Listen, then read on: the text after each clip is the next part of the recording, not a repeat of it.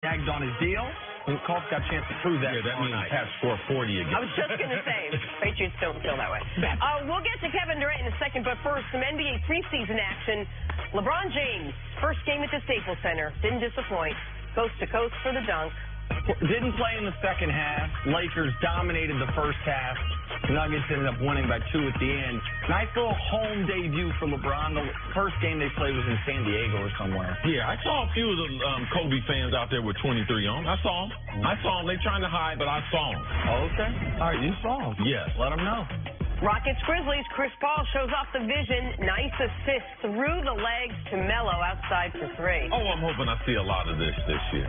Let's go, Melo. Yeah? All right, yeah, I want to see Melo do well. Like, I don't like that, the guy's not a winner and everything, even though I said it. Melo, let's go, man.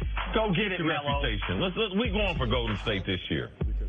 Chris Paul, stay healthy. Stay healthy, Chris Paul. All right, moving on. Finally, Hornets East. Kemba Walker leads the break, finds Miles Bridges for the alley-oop. It's one of Coach Izzo's guys, Michigan State. Miles Bridges, one of the most talented guys Izzo's ever coached, believes that not because of him, but just because of the way the NBA game, he's going to be even a better player in the NBA than he was in college. He was dominant in college. I'd like to see Kemba Walker be an all-star this year. He's one of the more underrated players in the league. He plays in a kind of anonymous market, one of Michael Jordan's best draft picks. Let's see if Kemba can take the next step this season. Yeah, if we can get that other draft pick, Malik Monk, to remember his jersey, that might help. That would help. It would help. Close. Sticking with the NBA, but moving on to Kevin Durant. This season, KD will try to help the Warriors win their 4th title in 5 seasons. After that, it's anyone's guess, including his. When asked how he'd handle his free agency next summer, he told ESPN, just be honest. I was honest with my decision, but just like my outwardly, if people ask me about it, don't be ashamed to talk about why I decided to move teams and switch teams because it's not the end of the world. I didn't do anything against the law. You know what I'm saying? That's what I thought happened the first time. He does it better in his voice than I do, but I gave it a try. What's your reaction to this, Nick? I want to give Kevin Durant credit here. Kevin Durant could do the easy thing and lie and say, guys, I'm a Warrior. The only reason I haven't signed a long-term deal is because of the finances of it. You got nothing to worry about. I'm going to be here. I'm here. I want to retire here. Instead, he's being honest. He does not know what he's going to do. He does not know where he's going to want to play. He does not know what decision will make him happy. He still is struggling with his last decision. And now we're asking about his next decision. He still hadn't come to terms fully at peace despite all the success and how great he's been with the decision to move on from Oklahoma City to Golden State. So I fully believe Kevin Durant. That when he says, those quotes, they're interesting. He said, I'll tell people why I decided to move on. He's talking about it as a real possibility, but also saying, but I really like it here. We're trying to win we're trying to three-peat. And I'm sure he's trying to three-peat finals MVP. He doesn't know what he's going to do. He's up after this year. He's up, and by the way, he'll be up after every year he wants to be up. He's got so much money and so much power, and he's so great. He can sign 1+1s every year so he could make a decision whenever he wants. And so I think he's being honest here, and I give him full credit for being honest. Well, sometimes, let's give people credit for being honest, but the truth of the matter, do we want people to be honest all the time? No. No, we really don't. And I'm totally cool with KD's first decision. So I'm not wrestling with it anymore. Now, he might be wrestling with it because the amount of criticism that he got, that would affect you. But I don't like the fact of, don't fall into the trap, KD. You don't have to tell us what you're going to do. You should do exactly what LeBron did. I'm going to talk about it at the end of the season. Paul George last year, one of the biggest free agents. He didn't say anything about it. He ended up accomplishing what he wanted to. Everyone thought he was going to L.A. No. He was like, no. So during the season, if he would have given us the indicator, if he was going to be honest with us, we would have had more knowledge about him potentially staying in OKC. That was stuff we didn't.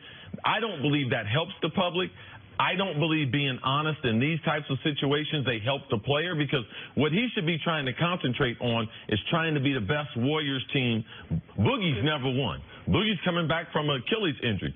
Trying to be the best teammate for him, trying to be the best teammate for Steph. If you're going to decide to move on, just because potentially you might not be comfortable with the last decision, I don't believe going all the way this way on this decision is going to help. Why would Kevin Durant want to move on? Because I think a lot of people look at a situation and say, you have everything you want, and you already made a big decision. Why aren't you comfortable here? Because he knows that if he had done what he did over the last 2 years in an Oklahoma City uniform or in any other uniform, he would be the unanimously considered best player in the world.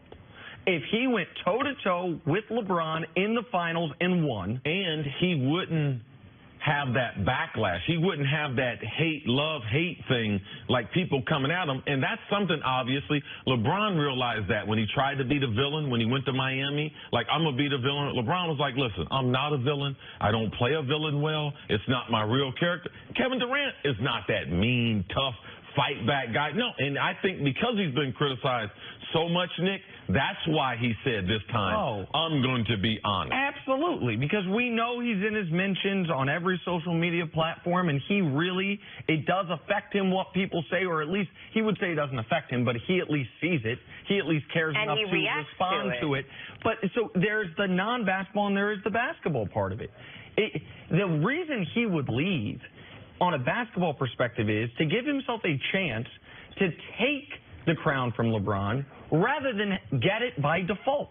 Like, it's one thing to overtake a guy as best player in the world. It's another thing for the guy to just simply age out of it. For LeBron in year 19, like, okay. Right. And so if when Michael Jordan retired the first time, someone became the best basketball player in the world, but it was by default. Right. Because the best basketball player decided he was going to do something else for a couple years. Then once he came back, Michael snatched that back. He immediately, after that playoff game, he realized, I'm not the best player. After that Orlando series, that summer, we saw him that next season, he was back to the best basketball player. And know what? By the way, Jordan, I would argue, took it about 3 years before he won his first ring. Like, people don't give Jordan nearly enough credit for those late 80s Bulls teams when they weren't great, but he averaged 37 one year. That he was the best player, took it from Bird and Magic, whomever you want to argue, and no one ever took it from him. He gave it away twice because he retired twice. Nobody ever took it from him. Durant knows, and this is probably the basketball part of the regret, man, if we don't blow that 3-1 lead to Golden State, if I get my second chance at LeBron in the finals, maybe we win. And over the next couple of years, certainly with Kyrie left, if we could have played that Cavs team in the finals when I'm not on a already champion in Golden State, people say I'm the best. And he can't get that in Golden State. They could go win again. Right. No. That could have been the first time he beat LeBron. Yes. Got it. All right, and compared to joining Steph, Clay, Dre, and they beat the Cavs. And he knows that if I put up in a lab, hey, here's how it's going to go in Golden State, you're going to hit the shot to win the first finals in LeBron's face. The next finals, you're going to hit the shot on the same spot on the court to basically end a sweep. That was to go up 3-0. And everyone is still going to say, but you ain't better than that guy. So why would he leave? For that reason. And to get the thing that LeBron got when he went to Cleveland, which is the validation of a title that people say is yours. The titles in Miami were different than the one in the one in Cleveland. And if he were to win in New York or anywhere else, it'd be different.